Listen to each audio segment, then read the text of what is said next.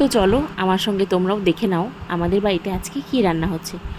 নিরামিষ মানেই তো মাথায় বাড়ি পড়ে যায়, আজ কী খাবো ভাবতে ভাবতে মাথা আমার ব্যথা হয়ে যায়।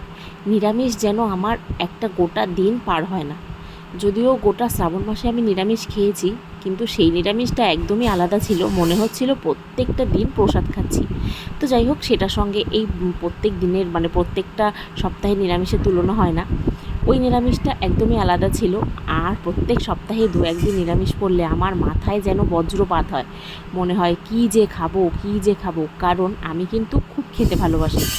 আর আমি নিরামিষটা পছন্দই করি না, যদি আমার মাছ মাংস ডিম যেমনই রান্না হোক না কেন আমার কিন্তু চলে যায়। আমি খেতে খুব পছন্দ করি মাছ মাংস, যাই হোক আমার আমিষ লাগবে। তো মা বলল আজকে দাঁড়া অন্য একটা রেসিপি বানাই, যে আজকে তোকে একটা নতুন রেসিপি বানিয়ে খাওয়াবো। আমি বললাম কি রান্না করবে? মা বললো আগেই তোকে বলবো না, দাঁড়া বানিয়ে নিই, তারপর খেয়ে দেখ।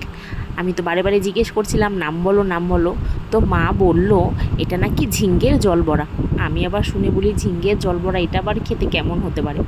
তো যাই হোক, তোমরা তো আমার বক বক শুনতে শুনতে দেখেই ফেলছো এখানে কি কি রান্নার মধ্যে লাগছে। ঝিঙ্গে, আলু আর কাঁচা লঙ্কা, এগুলোকে আমি ভালো করে মশলাটা কষে নিচ্ছি। মশলা এখানে কিছুই দেওয়া হয়নি। যাই হোক, এখানে প্রথমে কড়াইটা গরম হওয়ার পরে মা দিয়ে দিল তেল, কাঁচা লঙ্কা, তারপর আমাকে বললো তুই নাড়তে বসে যা, আমি ডালটা বেটে নিই। কিন্তু আগের দিন রাত্রেবেলায় ডাল ভিজিয়ে রেখেছিল, মটরের ডাল। সেই মটরের ডাল দিয়ে এই বড়াটা করে তার মধ্যে এই তরকারিটার মধ্যে দিয়ে দেবে, সেটার নামই হয়ে যাবে ঝিঙ্গের জল বড়া। তো তোমরা দেখতে থাকো আমি রান্নাটা কী করে করি। মা যেভাবে যেভাবে বলে দিচ্ছিল আমি ঠিক সেভাবেই জিনিস একের পর এক দিয়ে যাচ্ছিলাম। তো মা এখানে কড়াই গরম হওয়ার পরে তেল দিয়ে তারপর এর মধ্যে কালো জিরে ফোড়ন দিয়েছে।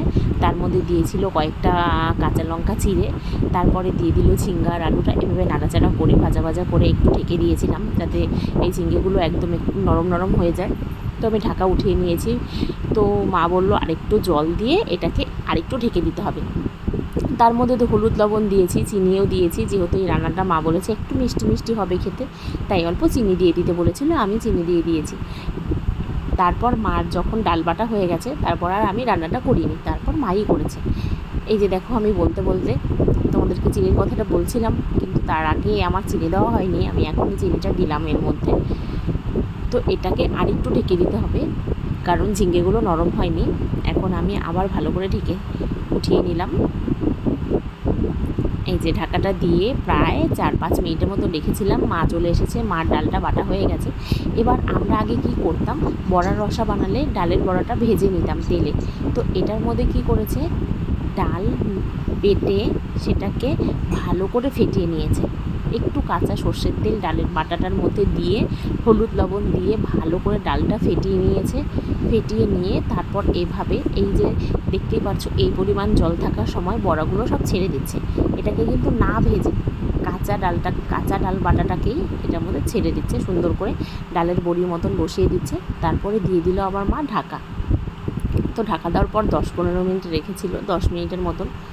যাই হোক, এই দেখো ঢাকাটা উঠিয়ে নেওয়ার পর দেখলাম যে মোটামুটি বড়াগুলো হয়েই গেছে শক্ত শক্ত। কিন্তু তারপর কি করতে হচ্ছে, মা দেখলাম বড়াগুলো আবার উল্টে দিচ্ছে। তো এইভাবে তোমরাও উল্টে উল্টে দেবে, তাহলে কি হবে, এক পিঠ যেমন সেদ্ধ হয়ে যাবে তাহলে অপর পিঠটাও সেদ্ধ হয়ে যাবে উল্টে দিলে।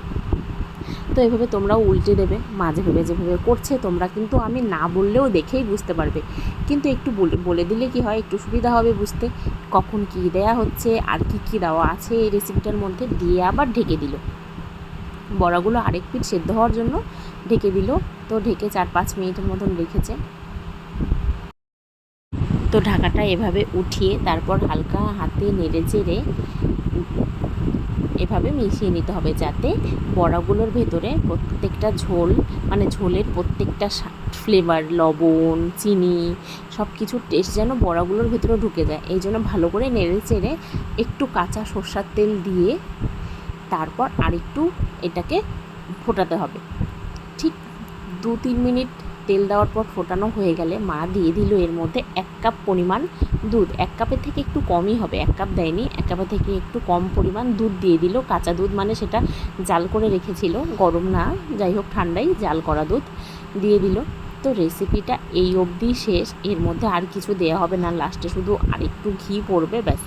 তারপরে রান্নাটা রেডি। খেতে কিন্তু দুর্দান্ত টেস্ট হয়েছিল খাবারটা। যারা যারা খাওনি এই রেসিপিটা অবশ্যই একদিন ট্রাই করে দেখো, খুব ভালো লাগবে। আর আমার যদি বলতে কোথাও ভুল হয়ে যায় তোমরা দেখে একটু বুঝে নিও। যাই হোক, রান্নাটা খেয়ে দেখলাম যে না, নিরামিষের মধ্যেও কিছু খাবার আছে যেটা খাওয়া যায়। তো রেসিপিটা ভালো লাগলে তোমরা অবশ্যই লাইক কমেন্ট করে আমাকে জানিও, আর তোমরাও একদিন বাড়িতে বানিয়ে খেও।